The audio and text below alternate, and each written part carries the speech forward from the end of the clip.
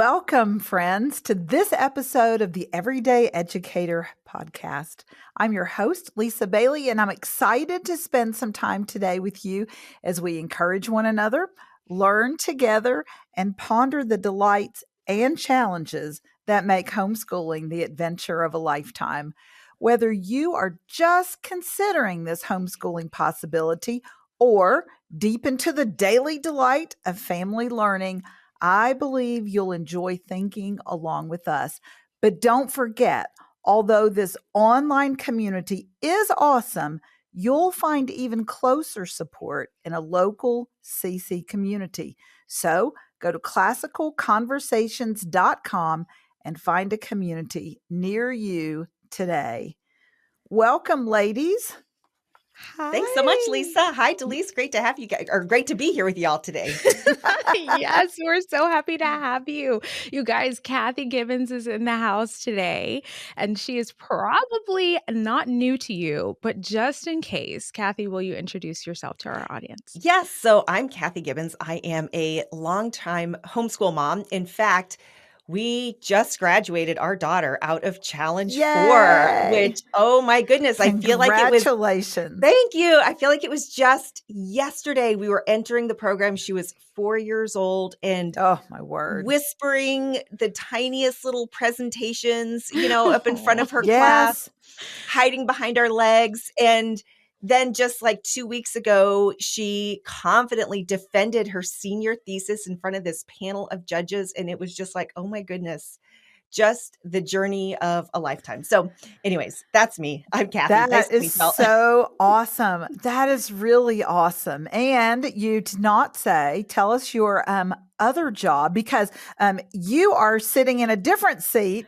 than you're used to sitting in. You're in the guest seat today. Yes. But usually you're the host seat. Tell us. So I am, yes. And I'll tell you how I got there. I am the host of the Filter It Through a Brain Cell podcast. I've been podcasting for the last couple of years. On this podcast, I teach critical thinking to parents, middle schoolers, high schoolers. It's really kind of very family friendly, but specifically those age groups in short, fun episodes. The whole podcast is designed so that parents who are running around going to soccer practice, going to the grocery store, family vacation, whatever, they're just living their life. They can hit play in the car with their kids, learn about critical thinking, learn a really good skill, and then have a conversation about it as a family. And it's something that everybody can listen to, everybody can learn from. And how I got into this was actually through CC. I was the director when my daughter was in Challenge A. And one of the things that they learn in second semester Challenge A is they read a book called The Fallacy Detective. Well, these kids loved it. These seventh graders, they love The Fallacy Detective. We had so much fun. It's such the perfect age for them to be learning critical thinking. They love to find mistakes around them in the world and what grown-up thinkers are doing wrong. They're perfect. Perfect. Love age. it. I mean, all they want to do is argue anyway. So it's absolutely the perfect time. I'm like, okay, if they're going to argue, let's teach them how to do it well and how to do it right. So the year that my daughter went through Challenge A was 2019-2020 school year. Okay. So that was the year that COVID hit, shut down the world. So we're into COVID. We're into the internet online fact checkers. We go into this crazy presidential election that happened. And the thing that was so interesting to me was watching these kids who had only just an introduction, just a smattering of introduction to critical thinking and logical fallacies, but watching them go through that time period as opposed to some of their peers who didn't have it. Yes. It was incredible. I was like, oh my goodness. The thing that I realized is, number one, you can't fool these kids. Right. Watching a political debate with a bunch of kids who are like, oh, that's an ad hominem. That was a red herring. Right. They called it out. Yeah. And I thought, you cannot fool these kids because they got it. They know how to think and they know how to recognize it. The other thing that it did for them is it drastically lowered the emotional roller coaster that most people were riding because they were able to recognize just bad thinking. And they were, that's not necessarily true. That's somebody else's opinion. that it may not be as bad as this person's painting it. Mm-hmm. Oh, they're just trying to get me emotional. That's an appeal Right. to emotion. And so they didn't have to get all angry. They didn't have to feel sad and guilty about things. They were Right. able to really look at it. And therefore, their mental and emotional health was so much better going through that time period. And I thought, oh my goodness, if we can teach, I mean, not just this generation, but let's talk about this generation. If we can teach them the skills of thinking well and the value of finding truth, they will not be fooled by all this craziness that is all around us. So that's why I started the podcast. Yes, what a blessing, because it really enables a whole generation and more, right? Whoever's listening with them to not be reactionary. That's what I noticed. The kids who were in logic classes, because they do a whole year of formal logic in B, and then they do logic. They by the time they get 2 more years graduate, of it, yes, they've had 2 full years of logic. And so you're right. It's really difficult to fool these students, and they are much less reactionary because they are much more about thinking the issue through and looking for fallacies, or dare I say, bias. Cognitive bias. Exactly. And I've loved listening to your show. It's so fascinating to me. And I didn't realize that, season 1 was going to be one way, and then we're going to take a totally different turn and look at critical thinking through a completely different lens, which would be even more fascinating to me than season 1. So in season 2, you guys, and please go listen to it, she is beginning to look, just like Lisa said, at cognitive biases. And at first, when you said, I said, oh yeah, people need to work on their cognitive biases because, they're really messed up. It's really bad. Really Everyone bad out here needs a reality check. Yeah. And we'll get into it in a minute. But I realized after really pondering what you were presenting that I need to take a look at my cognitive biases as well. But I'm curious, what made you select that topic and really want to hone in on that specific aspect of logical thinking? Okay, now I feel like you're gonna do this, but just for the benefit of the listeners out there who are thinking, yeah, I want to talk about cognitive bias, but first I want to know what this is. So define it for us. We'll use one of our classical skills. Define it for us, and then talk about it. Yes, I'm going to define a couple terms that we've one that we've already used, because before I studied this in Challenge A, I didn't know what it was. So we've been talking about logical fallacies. What is that? A logical fallacy. So logic is just your thinking, and a fallacy is an error. So a logical fallacy is just an error in thinking. And we all do it. And we all have been exposed to them. And we've kind of wondered, well, that doesn't really make sense, but I don't know why it doesn't make sense. Well, logical fallacies teach us what's wrong. And we get exposed to them in the Fallacy Detective. There's about 33 of them in the book. Did you know that there's over 300 named logical fallacies? Like, there is no shortage of ways to think wrong. So that's one side. So that is helping us recognize bad arguments. Now, a cognitive bias is a limitation in our ability to see things objectively. So cognitive, again, having to do with thinking, and then a bias is leaning toward one particular viewpoint or particular action. And here's the thing, because you're right, Delise. Like, we all think, oh, we should be unbiased. I'm unbiased. The reality is there's no such thing as being unbiased. You can't be. You can't be. We all have biases. And we have them for a couple reasons. So number one, we have biases just because of who we are, how we've been raised, and how we view the world. There's things about me that I can't change. I am a woman. I'm a wife. I'm a mother. I'm a Christian. I'm all these things. And these all affect how I view the world. The second, where I grew up, the country that I grew up in, the experiences that I've had growing up. Yeah. How many siblings you have. Yeah. What kind of vacations you took. Yeah. Yes. The exposure you've had to the world, like all of these things are going to affect. The second thing for why we have cognitive biases is because of the way that God designed our brain. Our brain really likes to be efficient. Our brain Yes. really likes to make sense of things. Our brain really likes to protect us and to keep us safe. Like there's all these things that our Right. brain is designed to do. And so therefore, it makes shortcuts.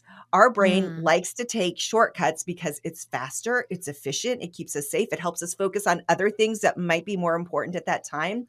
And each of those things, actually, it does something very important for us, but it can limit us in our ability to think well about the thing that we're seeing. And that's where these Hmm. biases come from. And that's why we all have them. They happen naturally, but they will affect our ability to think well and to find objective truth. And so, the big thing is, okay, we just need to be aware of them and take some steps to kind of get past our biases a little bit. So it's not Mm. inherently wrong for people to have biases, um, but it is best for us to be aware that we have them and maybe what they are so that it keeps us on our guard that we're not pulled in a certain way without thinking about the full situation. Yep. And it just Gotcha. brings it back to one more reason why, in scripture God tells us to take every thought captive. This is a Yes. very active thing that we're told to do, Mm. and this is one of the reasons why like we have to control our thinking. We have to actively be on guard with what we're thinking and where our minds and our brains are going, and this is one of the reasons is because the brain left on its own will take some shortcuts that might not Sure. lead us to truth, and we want to be aware of that. So maybe what our Mhm. brain does is sort things into piles that are mostly alike. And then our Yep. brain just sees them as alike. And if we aren't careful to differentiate, we could end up with the wrong conclusion Yep. because we didn't follow a path that was different. Yeah. Gotcha. That's Yeah. well said. I think an example of this that even today, just on the way to the studio, I was talking to my brother who lives in Japan right now, Oh. and I realized another one of my cognitive biases. I Yeah. said, "Oh," and it was sitting somewhere that I just wasn't expecting. So it kind of Mm, blindsided me, to be honest. And it came at the intersection of what I believe about the world and my faith. And Mm, essentially, he was telling me that there is a lot of proof for the fact that these ancient Asian cultures had a deep understanding of the mm. world, as we would see it from an evangelical perspective. So I won't get into it because I'm going to say some of these things wrong, but in the way that their language is written, like in their kanji, the story of like creation and just all kinds of different Mm. things are embedded there. And it is very right. old, much older than anything that America can touch or even Europe can touch. It is ancient. Hmm. And I thought to myself, wow, I see that I am sitting on top of an enormous Western bias because I just assume, because of the way that I've been taught history, that we need to go Right. and educate you about these things that you've, quote, never heard. But the truth Right. about what I see on this paper or even hieroglyphics in your country would say that you heard it before me. And I'm just circling back around to something that you all have known and perhaps even know more about than anything I've ever experienced. And Hmm. it Yeah. just shook me. And I thought, wow, I'm not sure. I'm not sure I know what to do with I this. don't know what to So, do with that. Yes. Hmm. exactly. Have you had any big surprises in your research about cognitive biases, like personally, or things that sort of just upset the way that you were thinking, Kathy? Oh my gosh, Delise, you just nailed it so well. And that is the experience of coming to realize of having the openness and the awareness to realize, okay, maybe the way I see things isn't the whole picture here. So many people cannot do that. And we Mm. see the outcome of people's inability to do that when they're faced with something new or something that is different or that they just didn't know. We see this every day on social media. It's why there's so many arguments and fights and just all kinds of craziness and drama on social media, because somebody runs into an idea that goes against what they know, or think they know about whatever the topic is, and they can't even stop and be a little bit curious about it. So let me give you a couple. I have all kinds of examples. So here's one that I have committed. It's called the Dunning-Kruger effect. And it is a cognitive bias. The Dunning-Kruger effect is just named after the people who kind of did the study and discovered it. So the name does not help us to understand it at all. But the Dunning-Kruger effect happens when a person, and this has been scientifically studied, when a person learns a little bit about something, they are full of confidence and they feel like they know everything about that topic, and they will go forth with all the confidence of somebody who has learned a little bit, as if they know everything. However, the people who study the thing and go on, the more that they learn, the more that they learn, the more they realize they don't know. And that the more that they and so there is this overconfidence with people who only know a little, and this deep humility with people who know a lot. I experienced this after I graduated from high school. I went to a 2-year Bible college. And in this 2-year Bible college, we essentially went through the whole Bible, right? Studied the whole Bible. I came out of that 2 years feeling like I knew everything there was to know about the Bible. Of course I did. I had studied it for 2 years, right? A lot of time. And oh my gosh, at all of 20 years old, I, was just so confident in my Bible knowledge. Well, the older I've gotten, the more I have realized, oh my goodness, I don't know. I barely scratched the surface. There are people who they have specialized, like one specialty would be ancient Near Eastern, what they would have believed during Bible times. They've studied, like they have gone so deep into just this one little aspect of scripture, and they have spent an entire career doing so.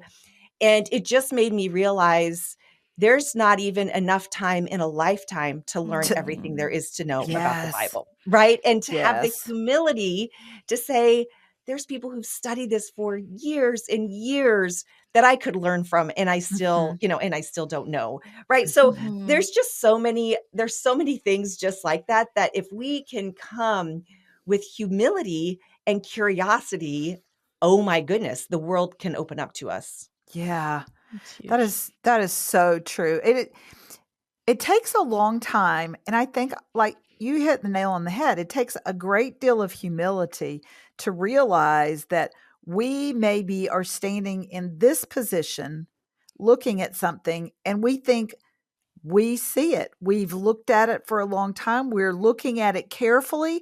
We're asking God to show us, and we're convinced we see the whole thing, except for we're not standing over here. So we're not seeing that whole side. And so the humility to say, everything I know may be true, but it may not be everything there is to know. And so, but it is just so, it's so hard to recognize your own bias, but it's really harder for somebody else to accuse you of being biased. We don't like to think that we're only seeing it for one perspective and that we might be guilty of bias. So, I mean, really the natural response to being accused of bias is to be defensive. That's what I do. When somebody says, well, you think that because you're biased, you don't know the whole story, I feel very defensive. But what's a better way to respond? Because I'm sure defensiveness is not it. Right. And I think that's kind of the natural thing, because in our world, we see bias as being a negative thing, right? We've always kind of seen it that way. It'll keep you from seeing the truth. It'll keep you from being the better person. It'll keep you from being enlightened. And while those things, and while those things are probably actually true, but I think the reality is we all just need to come to accept that if somebody accuses us of being biased, we need to say, yeah, you're probably right. I totally do. Like, we're all biased. We all have different biases, and our brains do these things. Right. So the question is, the response should be, yeah, you're totally right. I'm sure I'm biased. How do you see this? Tell me how you see it. Like, if we could just do that one, if we could come with curiosity, That is the number one thing that could change so many things if Oh, both you're so people, right. preferably if both people, but even if one person can come with the attitude of curiosity. Oh my goodness, how do you see that? That I'm Well, super curious. that is so good. My sister-in-law is, and she may never hear our podcast, so she won't know that I'm saying all these nice things about her. One year, years and years ago, I heard her be confronted by somebody. I mean, she was just confronted by somebody else who was basically accusing her of bias. And I could see that it really bothered her, but she stopped herself and she said to them so kindly, with lots of humility and a great deal of curiosity, "That's so interesting. Help me understand what you're saying. Help me understand." And I thought, that's it. I don't That's have it. to apologize for the way I see it. I could see this as an opportunity for us to share an understanding that will be totally new to both of us because we're coming at it from different sides. What if we could both see more of the sphere than we've ever seen before? Yes. That would be Yep. so awesome. Yep. This was a big one. And I think I talked about this in the second episode of season 2. So coming out of this last election period, right? And this Mhm. happens every election, Yeah. based on who wins and who doesn't win. You're going to Yep. have very dramatic responses on both sides. And then depending on who wins or loses the next time, it switches, right? And the people doing the dramatics, it's either Right. side is going to be on one or Right. the other. And Sure. here's what one of the things that I kept seeing is I can't believe so and so. I can't believe the other side thinks this, or I can't believe they're having this reaction or this response. And I kept thinking, I totally can understand why both sides are Right. responding and reacting the way they are. Because if I had been seeing the things that they've been seeing, if I had been hearing the messages that they've been getting, I Yes. would think the same thing too. Right. If I had the Right. same social media algorithm that they had, I would be thinking and I would be afraid. I would be excited, whatever it is. Right. And If so when all we the can, people around me thought the same thing, I'm yes, probably going to think that. I would think that same way too. And so when we can step back and realize, okay, people think what they think for a reason. Now let's step in with curiosity and let's step in with the powerful tool of asking good questions. Yeah. And now we can have a conversation, hopefully. Now, Mhm. not everybody is Yes. emotionally able to engage in a conversation, Right. and that's Right. right. That's not our job to get them there. But we can come with that curiosity and we can Right. have that heart. Yeah. Yeah. Well, and really what I feel like you're showcasing there is empathy, right? Like That's how can good. we be a more empathetic listener? Yeah. Because I think there is a point to which once you teach a person to think logically, they can say, "Okay, well that's just dumb because XYZ." You know, and it might be It silly. might be. Like Right. that's okay. And if you do see the whole picture, it's okay to say, "Hey, you're having a cow about this, but there's a bigger issue here," Yep. and to Mhm. acknowledge both sides. However, love would come at that with a perspective of empathy. Yes. Mhm. And so I love what you're saying. And you guys are making me think of the fact that, even our eyes, like the human eye, has a limited spectrum of light and Right. a limited ability to see color. And we had a whole Right. debate in the office the other day about the color of someone's shirt. And the Oh my truth goodness. is that Yes. I'm sure it looks exactly as was described by all parties, but our eyes are different. Yeah. Right. And so like it Right. doesn't matter if it's the computer thwarting the image or if it's the Right. person in the room there with you. My mother and I still call one color. She calls it green and I call it blue. Oh And my I just have gosh. to get over it, Stephanie and I do that the is what same it is. thing. Yeah. We have a But set of our yellow glasses. She's declared her green since she was a child. There you go. But I think that what you're saying, Kathy, and what you're observing is the fact that the person's eyes actually see that way. And you can choose to accept that or not accept that, or Right. to learn more about that or not learn more about that. But it is still Mhm. a fact that that's the way they're perceiving things. And I'd love to hear you share a little bit about for those who find it perhaps more natural now because they've worked out their logic muscles Mhm. to identify a fallacy or to observe someone's cognitive bias. How can that person protect themselves and keep themselves in a position of humility and walking in love? Yep. Okay. I love this question. For a couple reasons. And I have two things that I want to say. So don't let me forget to the second one. But I also, I want to just give a plug for the upper level of challenge to answer this question, because it is not enough to just learn, oh, here's the biases and here's the logical fallacies. Fantastic. That's great. Information is great, but information can also lead to a harsh and a critical spirit, Mhm. because we can say, oh, well, they're just making fallacies. Right. Okay, They're just too ignorant fantastic. to see. They just don't never know. They're just And dumb. Right. And we Yeah. just write people off, or we just don't Right. engage, or we make fun or whatever. What we learned to do in challenge 3, and especially, oh my gosh, I got to direct challenge 4 this last year, and it was so amazing, because what the kids learned to do, what the students learned to do, is now take that truth and how do we engage the world with it? And it's not about beating people over the head. It's not about Right. going out there and telling everybody they're idiots, right? Yep. Because duh.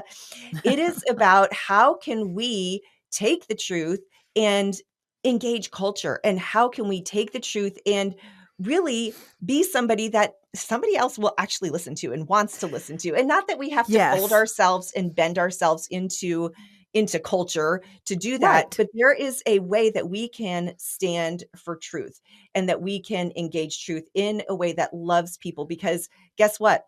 You may disagree with that other person, but they're still made in the image of God. And Exactly. God loves them, and God Yeah. sees them as a precious son or a precious daughter. Okay, so how do we engage them with truth as an image bearer of God? And that is, Mhm. that's a skill that we can be learned and that we can cultivate. And one of the ways that we can do it is we have to show that as parents. When we get something new, okay, math map. Let's just go there. Math map Yes. is new. Yes. I'll never forget practicum last year when it was getting rolled out. And Yeah. for me, I'm one of these people that I thought it was genius. I was like, are you Right. It's kidding like, me?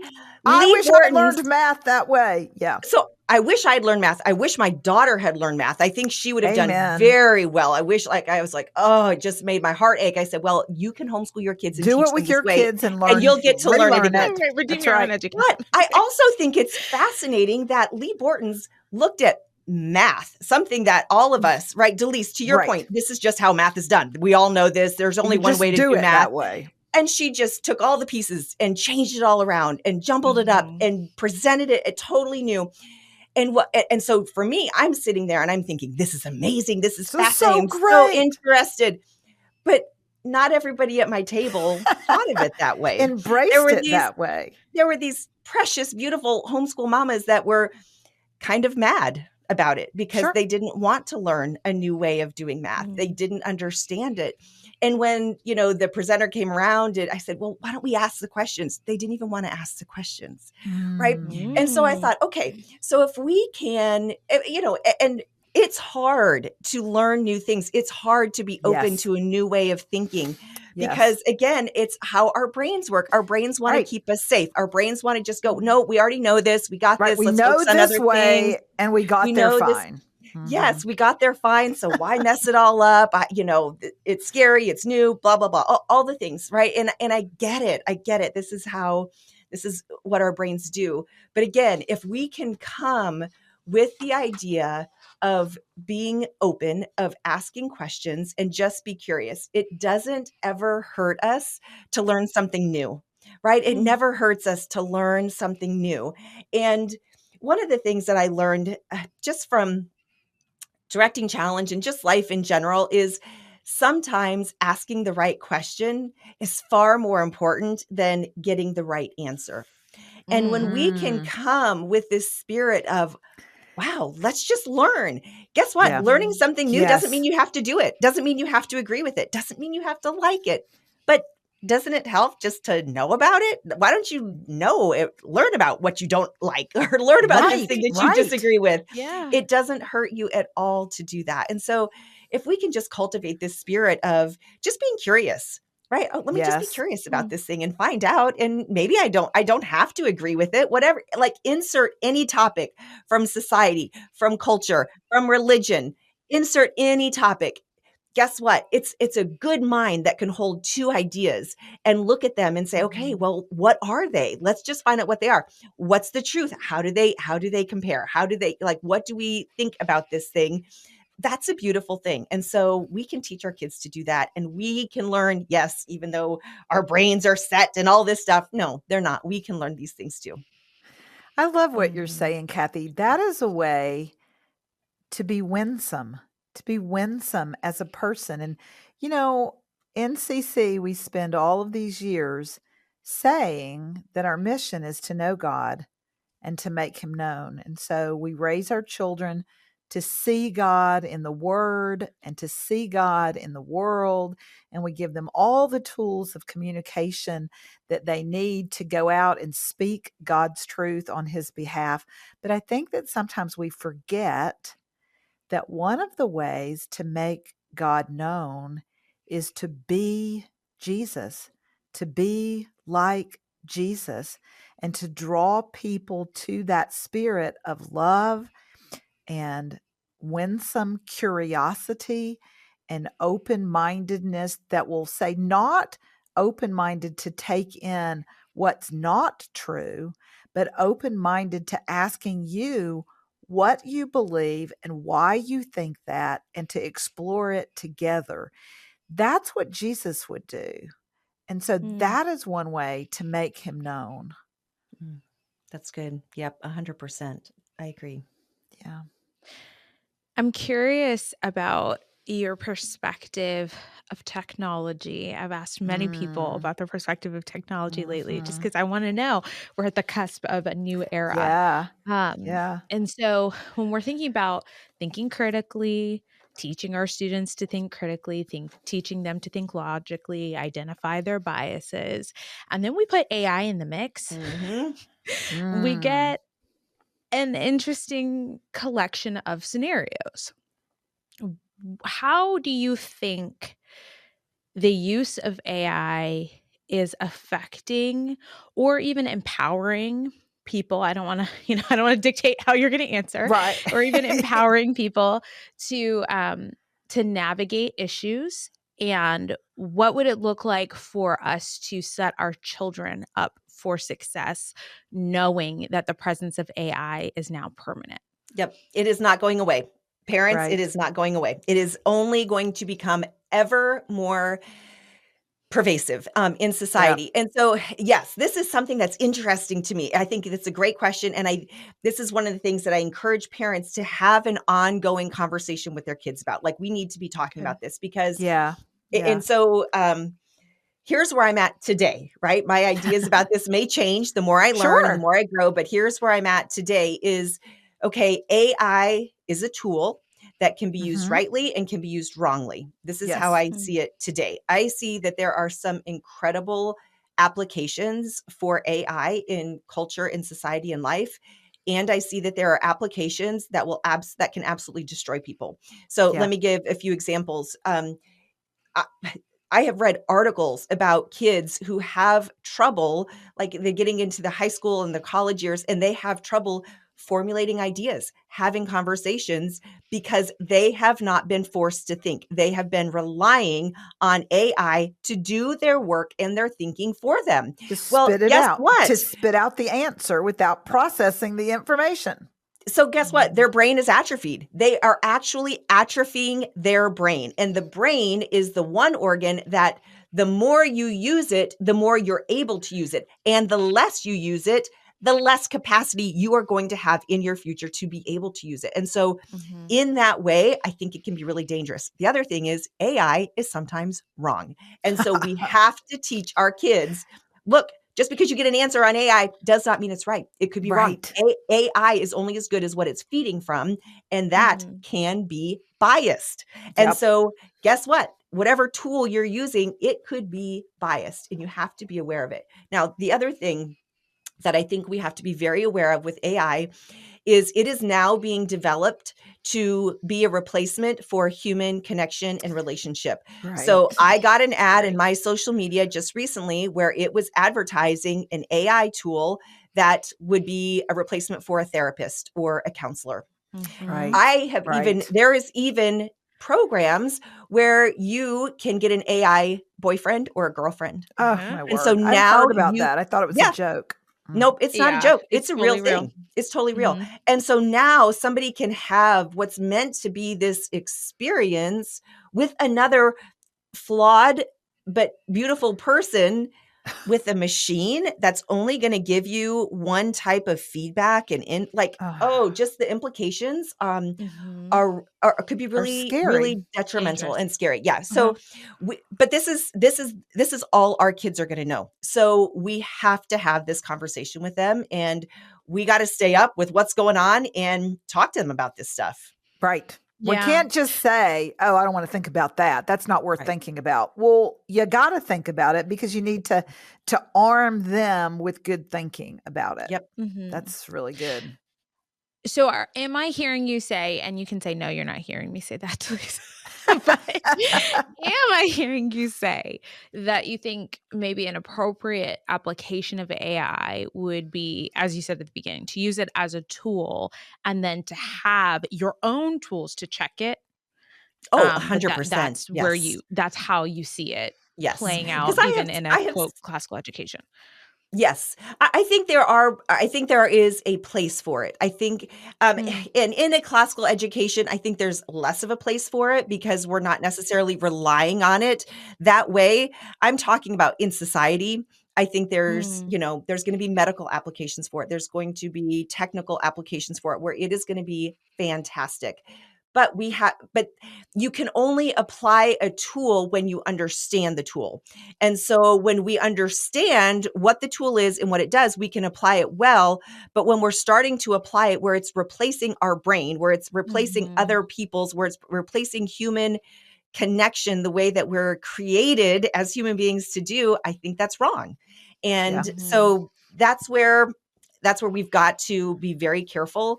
I have not seen anything with my daughter going from uh, foundations to challenge 4 where she has needed AI. Like, I don't know Right. that it's got a big place in a classical education, at least Mhm. to the point that we're at. But that doesn't mean that I don't see applications for it in society in certain Sure. places. So yeah. So Sure. that is what you're hearing me say, Delise. Sure. Yes. Yeah. Mm. Classical education is so much about wrestling with big ideas in Mhm, community, wrestling together to see this is what I saw, this is what I heard from what we just read. Oh, well, I heard something different, or it made me think in a different way. And then you've got a third person saying, well, I saw something different than both of you, but maybe the truth is in the middle, and that wrestling. And so that is more a relational um, community aspect of education than AI could produce. mhm. But I love it, Kathy, that you are thinking about that and that you know that you want to learn more. I really appreciated you giving the caveat, this is what I think today, but I reserve the right to change as I Yeah. learn, because you model the lifelong learner so beautifully. I mean, it's not that you have now arrived and you know enough about logic to have a podcast that everybody will listen to. You're still learning. And I think it's because you're such a curious person, like you yourself have a lot of curiosity. What is it that feeds your curiosity? Well, I think that's a great question. Number one, it's a mindset that Yeah. I can just learn whatever I need to know. I might not know it, but I can learn Mhm, it. But you can Like, learn mhm, it. I can learn it. We can learn Mhm. anything. If there's anything I wanted to learn, I could learn it. But it's also giving myself the freedom to follow my interest and to say, well, Sure. I'm really interested in this. So, like, it's with your kid. If you've got a kid who's into something, let them go all in. Like, Yes. there's so much learning that can happen around Legos, right? Or Yeah. dinosaurs, or whatever Yes. Yes. whatever the interest is that a child currently has. And because I see this, right, even in classical conversations about how, parents, they get nervous. Well, I could never direct challenge. I could never, Oh my I don't, word. I don't Yes. know this. I don't know. Trust me, going into challenge 4, I didn't know anything about Greek literature. I've never read the Odyssey before. That's never been part of my Yes. education. Yes. But if we can just have the attitude of, okay, well, let's figure it out. I'm reading it at the same time that these kids are reading it. Yes. And Yes. that's fine. Like, even if I'm just one day ahead of the kids in my class, Right. that's enough. That's enough. And I think that is one of the most important things. It's if we model this mind that's just excited about learning something new. Can you Right. just be Right. excited about learning something new? That's all you Or have to do. That's all or you have to even bring. just willing to learn something new. Yes. That's a great encouragement, because you're right. There are a lot of parents who think, "Ooh, I'm gonna need to put them in school, or we're gonna have to do dual enrollment or something." Right. Because when we get to upper level math, or when we get to fourth year Latin, or when we get to Greek literature, or when we get to policy debate, I don't know anything about that. I'm just out of my depth. I love the encouragement that you have of learning alongside Yeah. your kids. Yep. Really, some of the best lessons that you will teach as a lead learner in your home, you teach when you don't know what you're doing in that subject, Mm. because you teach your child to stay, that even people who know nothing can learn something. Yep. Um, Mhm. And and that's just, a great yeah, and encouragement. it's all about the power of learning to ask good questions. So, Yeah. and this is the trick to not knowing, is asking the questions. Because if you can ask the Yes. question, now you've got something to go off of, right? Because we Yep. just tend to, the reason we get stuck is we're like, well, I just I don't don't know. get it. Okay, Right. well, you're not helpless. You're like, nobody is helpless here. So, So if you what don't is it you know, don't know? Right. right? Go What back to what you did know. Yeah, just ask the next question. That's all you have to do. Ask the next question. Be interested in learning what is the next thing. And you don't have to know all of it. Just find out Right. the next thing. What's the next thing? That's all you got to do. I love that. The next thing. So, sorry. All of us just need to take a deep breath and go learn the next thing. Yeah. Got it. Yeah.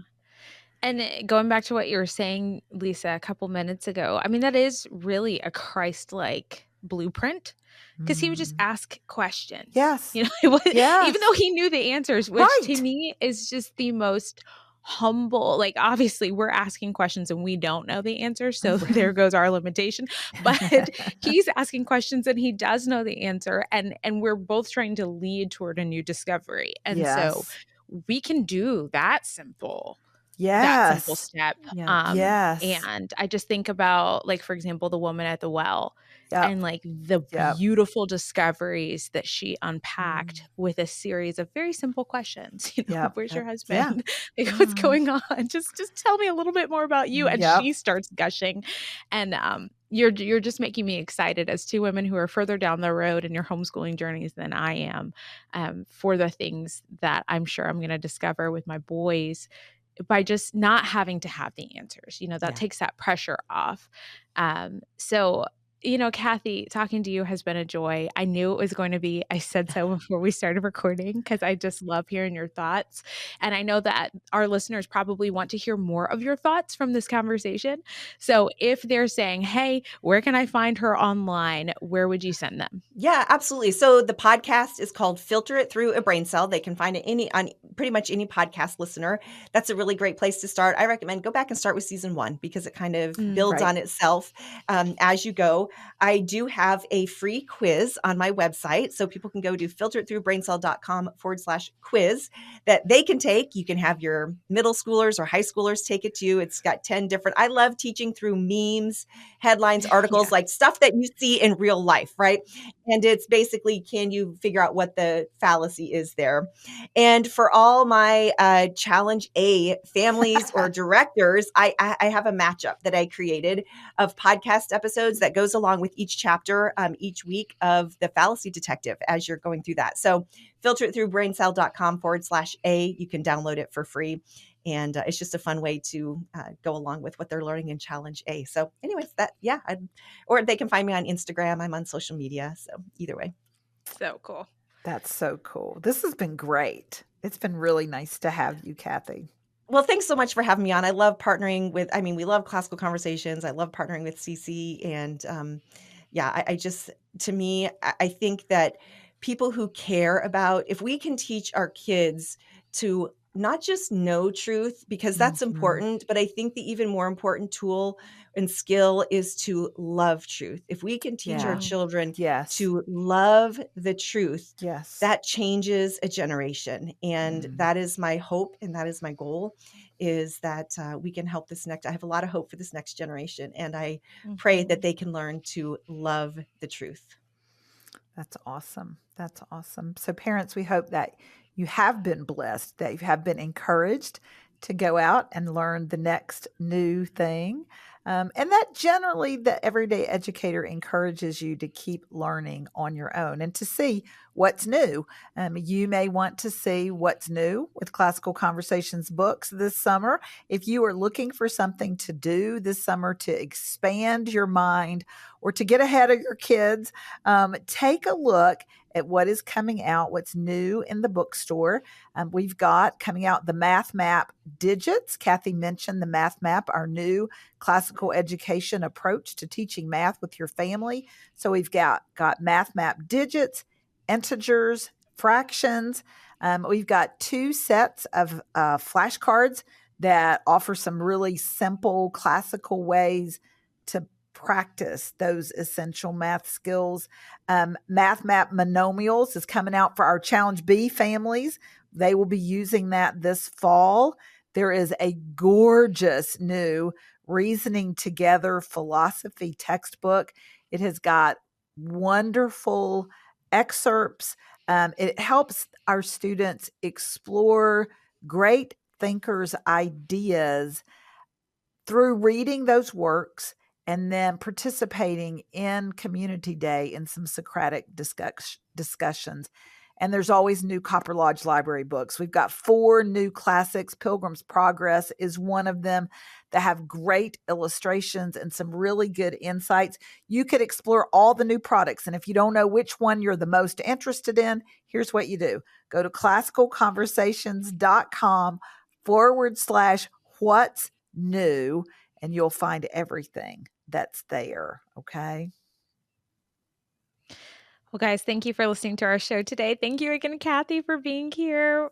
It has meant a lot, and we will see you over on social media at Yeah. Everyday Educator Podcast or on YouTube if you want to watch, if you want to see Kathy's smiling face. We're over there on the podcast channel on YouTube as well. So we'll talk to you soon. Thanks. All right. Bye, guys.